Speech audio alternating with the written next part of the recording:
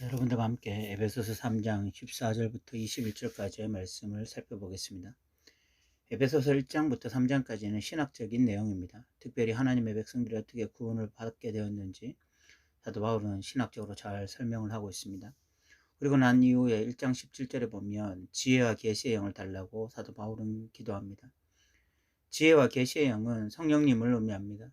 사도 바울이 소망하는 것은 성령님을 통해서 이 구원에 대한 지식을 성도들이 밝게 알길 소망했습니다. 이는 지적으로 아는 것과는 완전히 차원을 달리하는 것입니다.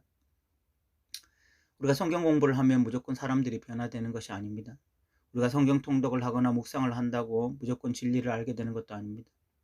어떤 집사님이 저에게 1년 동안 성경을 10독이나 했다고 했습니다.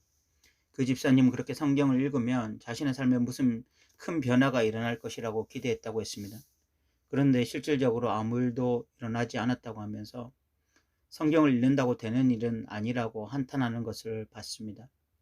무엇이 문제였을까요?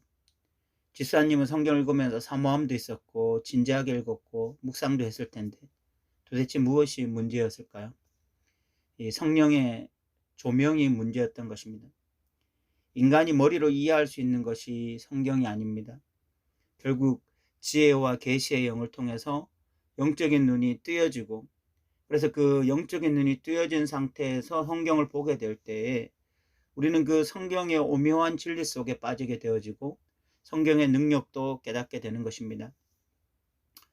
다윗은 내 눈을 열어서 주의 법에 기이한 것을 보게 해주십시오라고 기도했습니다. 존 스토트 목사님도 성경을 읽기 전에 늘 무릎을 꿇고 하나님께 진리의 말씀을 깨닫게 해달라고 기도했다고 합니다. 지금 사도 바울이 신학적으로 이 구원의 역사를 말하면서 지혜와 계시의 영을 성도들에게 부어달라고 하는 이유가 여기에 있는 것입니다. 결국은 이 성경 읽기는 지혜와 계시의 영을 의지하는 것으로부터 시작되어야 합니다. 성령께서 밝히 우리의 눈을 밝히셔서 이 진리의 말씀을 깨닫게 하시는 것으로부터 시작해야 하는 것입니다. 그래서 우리에게 성경 몇 독을 했다, 또는 성경을 우리가 얼만큼 안다, 이런 것이 우리의 훈장이 아니라 오늘날 그 밝히 보여진 성경 말씀이 우리의 삶을 주장하고 내 영혼을 지키고 우리가 믿음으로 살게 하는데 원동력이 될 수 있는 그런 능력의 말씀이 되어야 되는 것입니다. 사도 바울은 1장부터 3장까지 마무리를 하면서 다시 한번 성도들을 위해서 기도합니다. 그것이 오늘 본문 14절부터 19절까지입니다. 15절에 보면 무릎을 꿇고 빈다, 이런 표현을 쓰고 있죠. 이름을 주신 아버지 앞에 무릎을 꿇고 비노니, 성도들을 위해서 다시 기도하기 시작하신 것입니다. 이 사도 바울의 신앙이 얼마나 균형 잡혀 있는지 잘 알 수 있습니다. 신학자들 가운데 성경 연구는 많이 하고 신학적인 이해는 깊은데 정작 기도 생활이 부족한 자들이 많습니다. 그런 신학자들은 머리로 신학이 잘 정립되어 있지만 영성이 뒷받침되지 않습니다. 그래서 생명이 없는 신앙생활을 하는 경우가 많습니다. 반대로 가슴이 뜨거운 성도들 가운데 신학적으로 정립이 되지 않는 그리스도인들도 많습니다. 그들은 누구보다 열심히 기도하지만 정작 성경의 본뜻을 아는 데는 실패하는 경우가 많습니다. 그러면 맹목적이고 자기중심적인 신앙인이 되기가 쉽습니다. 그런데 사도 바울은 뛰어난 신학자이자 깊은 기도의 사람이었습니다. 그래서 우리가 이 에베소서 1장부터 3장까지를 보면 신학적으로 굉장히 풍성하고 이해가 높은 사도 바울을 발견함과 동시에 지금 성도들을 위해서 깊이 기도하는 기도의 사람을 만날 수가 있는 것이죠. 사도 바울은 이렇게 건강한 그런 신앙인이었습니다.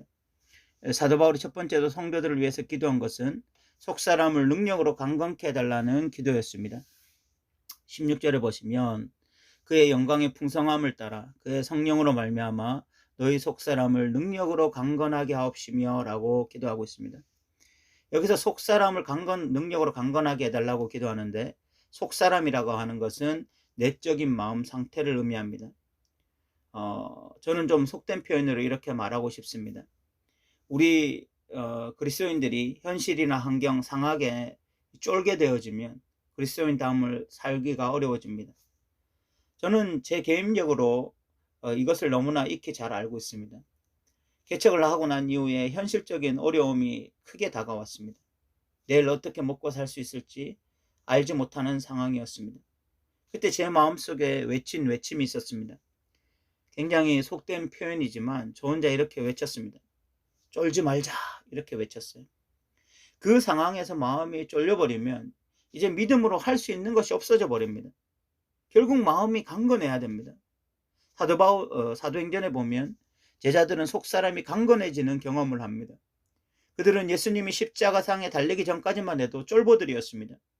그러나 부활 이후에 성령님을 체험하고 난 이후 그 예루살렘 공회원들 앞에서 그들이 제자들을 위협할 때도 담대하게 진리를 선포하고 그들로부터 위협을 받아도 두려워하지 않습니다.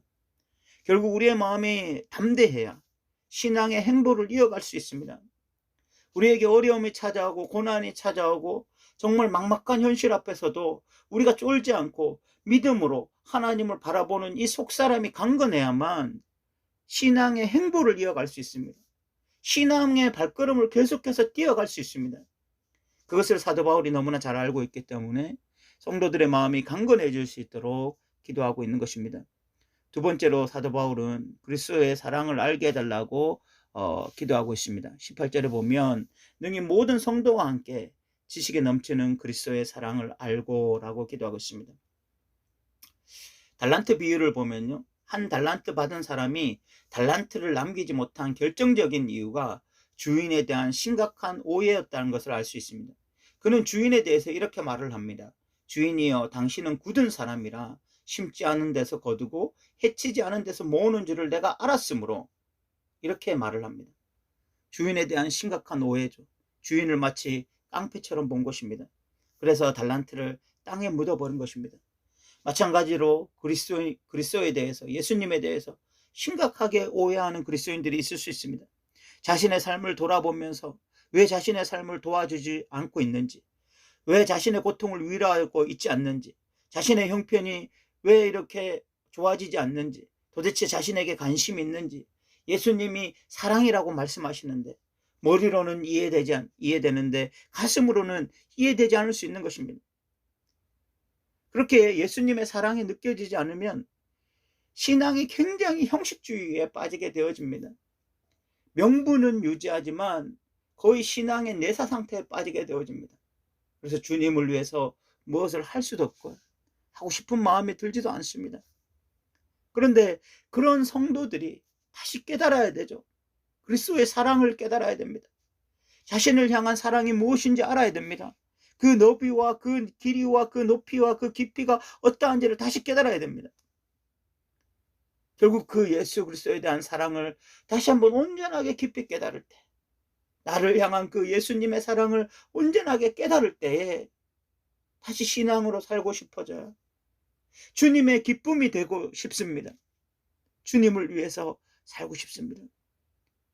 그러니까 사도 바울은 이것을 위해서 기도할 수밖에 없죠. 그리스도의 사랑을 알고 그 너비와 그 길이와 그 높이와 그 깊이가 어떠함을 깨닫게 해주십시오라고 기도하고 있습니다. 세 번째 기도는 하나님의 충만하신 것으로 충만하게 해달라고 기도하고 있습니다. 19절에 나타나 있습니다. 하나님이 충만하신 것으로 너에게 충만하게 하시기를 구하노라. 이 말은 다른 말로 하면 하나님의 수준까지 성도들이 성숙하게 해달라는 것입니다. 그러나 실질적으로 사람이 하나님의 수준이 될 수는 없지. 이 기도는 정확하게 말하면 하나님을 닮아가는 성도들이 되게 해달라고 기도하는 것입니다. 신앙이 성숙해진다는 것은 다른 무엇보다도 내가 믿고 있는 하나님을 닮아가는 것입니다. 하나님의 거룩함을 닮아가는 것이고 하나님의 사랑을 닮아가는 것입니다. 그래서 하나님의 거룩함을 닮아가면 닮아갈수록 죄 짓는 것이 불편해집니다. 죄 짓는 것이 불편해요. 죄 짓고 있으면 고통스럽습니다. 그것이 하나님의 충만하신 것으로 충만해지는 것이고, 그리고 하나님의 사랑으로 충만해지기 시작할 때 이기적인 마음보다는 이타적인 마음들이 회복되어지는 것입니다. 사도 바울이 성도들을 위해서 한 기도는 모두 절대적으로 우리에게 필요한 기도입니다. 내면이 강해져야 하나님의 말씀을 붙잡고 현실 속에서 좀 살아갈 수가 있습니다. 보이는 현실에 주눅이 들어버리면 성경대로 살고 싶은 마음은 시작도 하기 전에 꺾여버리는 것입니다. 오늘날 현대 그리스도인들이 왜 자꾸 현실에 타협합니까? 속사람이 강건하지 못해서 그런 것이거든요.